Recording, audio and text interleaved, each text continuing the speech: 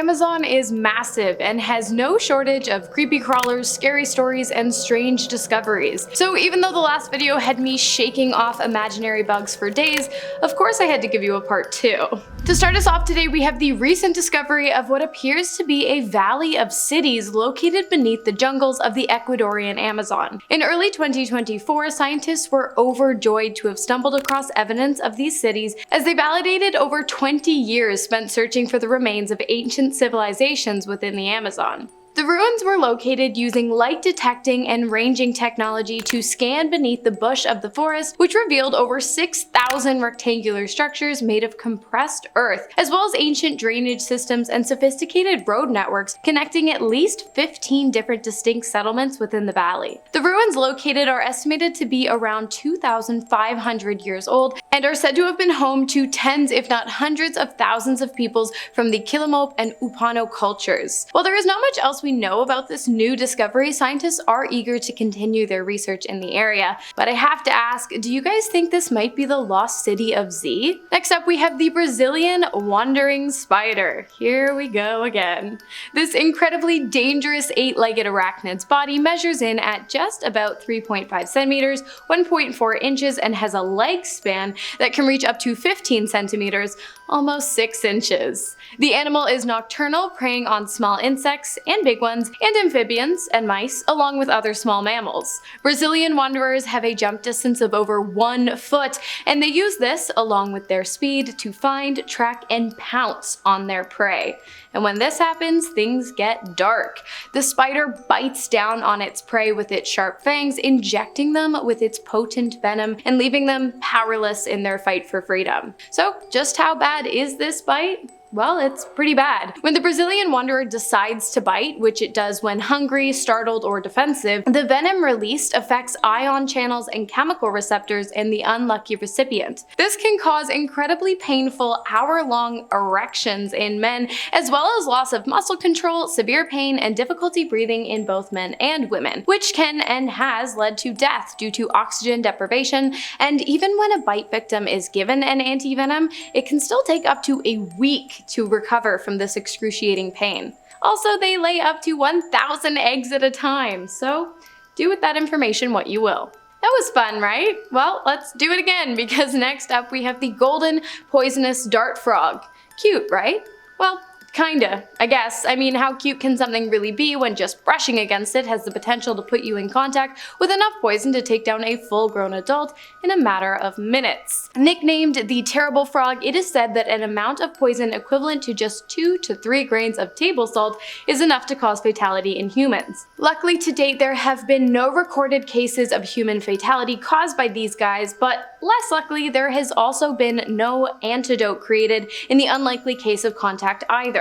So what would happen if a person were to brush up against one of these guys who are 20 times more toxic than any other known dart frog? Well, should their toxins enter your bloodstream, you would experience serious swelling, nausea, and muscular paralysis. I feel like I don't need to remind you that our heart is almost entirely made up of muscle tissue. Now, believe it or not, this small amphibian measuring in at just 1.3 to 5.1 centimeters, 0.5 to 2 inches doesn't actually make its own poison. While we're not 100% sure what causes the poison, scientists have theorized that its formation on the frog's skin is due largely to the animal's diet, which consists of poisonous beetles and other arthropods. Next up, we are keeping things cold-blooded with the Bushmaster snake, a highly venomous genus of the pit viper family. The predominantly nocturnal reptile, whose diet consists largely of small mammals and birds, enjoys the damp forest floors of the Amazon rainforest. While you'd think a 6 to 12 foot, 11-pound snake might be hard to miss, this clever animal has been known to camouflage itself into the mud, grass, and fallen leaves, allowing it to better hunt for prey as well as protect itself against its very few predators.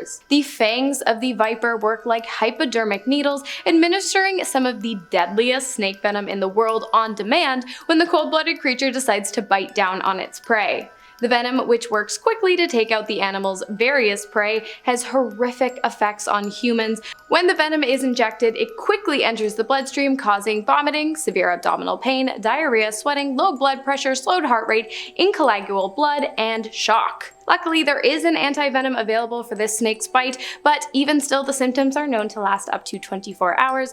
And of course, without the anti-venom, death is pretty much a given, with human deaths by Bushmaster bites racking up to an astonishing 84 in just 14 years between 2001 and 2015. Now, I know I've mentioned this before, but growing up in the islands has given me kind of a soft spot for sharks, and also educated me on the fact that more deaths per year are caused by falling coconuts than shark attacks. So naturally, I found it quite unnerving to learn about the highly aggressive nature of the bull sharks residing in the Amazon rivers. Also, I didn't know that sharks could live in rivers, let alone freshwater ones.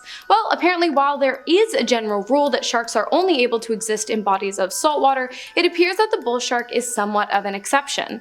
The animal's ability to survive despite a lack of salt in the environment is due to their unique kidneys, which can sense changes in salinity levels and inhibit the shark from losing its vital salt stores within its body, recycling it throughout the animal instead rather than flushing it back into the ocean. The bull shark's diet consists mainly of fish, but they are known to eat pretty much anything, including turtles, birds, sloths, dolphins, stingrays, and even other bull sharks. And yes, you heard me right, I did say sloths. The aggressive animal can grow to be up to 13 feet long and 1,300 pounds and has 50 rows of sharp, serrated, rotating teeth and an affinity for shallow waters. So I would definitely keep an eye out the next time you're trolling along the riverbanks of the Amazon.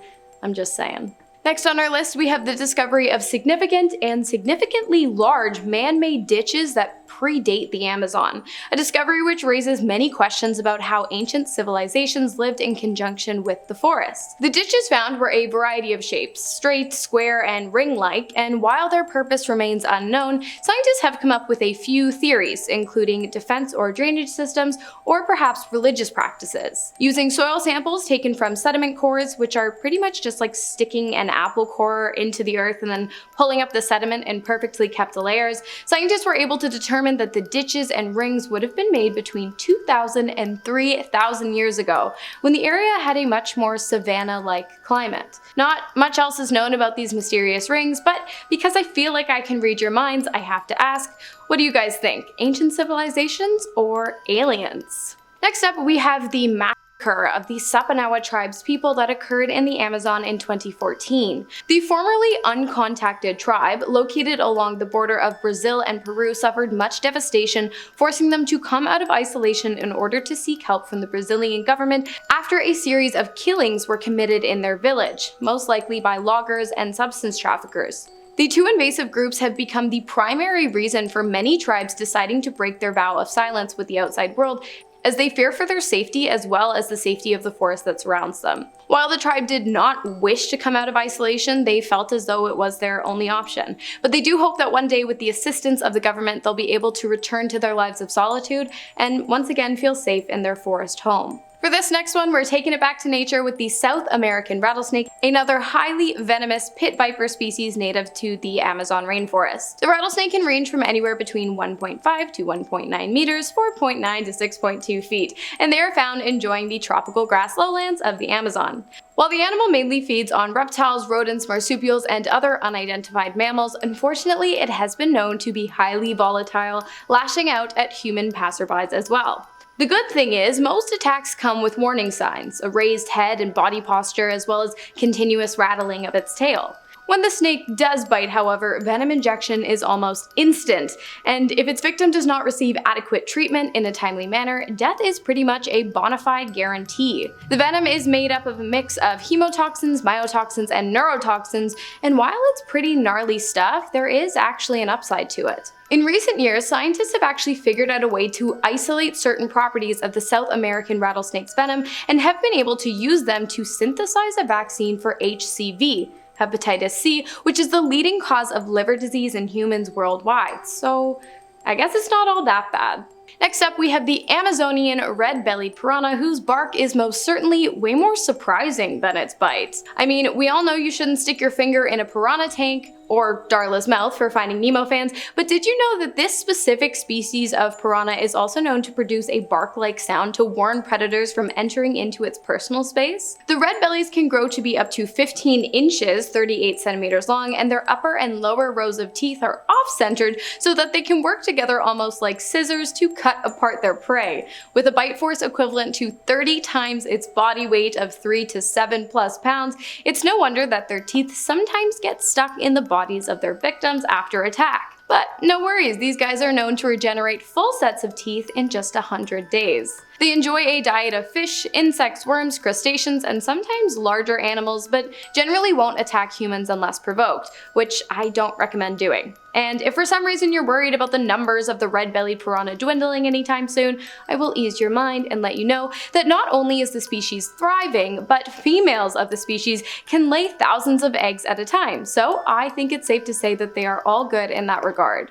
Alright you guys, last on our list today we have the Candiru Fish, a parasitic fish that you do not want going anywhere near your bits and bobs. The Candiru, also known as the toothpick fish, generally inhabits the gills of catfish found in the Amazon rivers, attracted to the smells of ammonia and urea coming from the animal. When the parasitic fish enters the gill flaps, it uses spines coming from its body to secure itself in place and then begins sucking the blood of its host using sharp needle-like teeth. Some of you probably already know the turn I'm about to take with this, but if not, I should warn you it's pretty dark and super gross.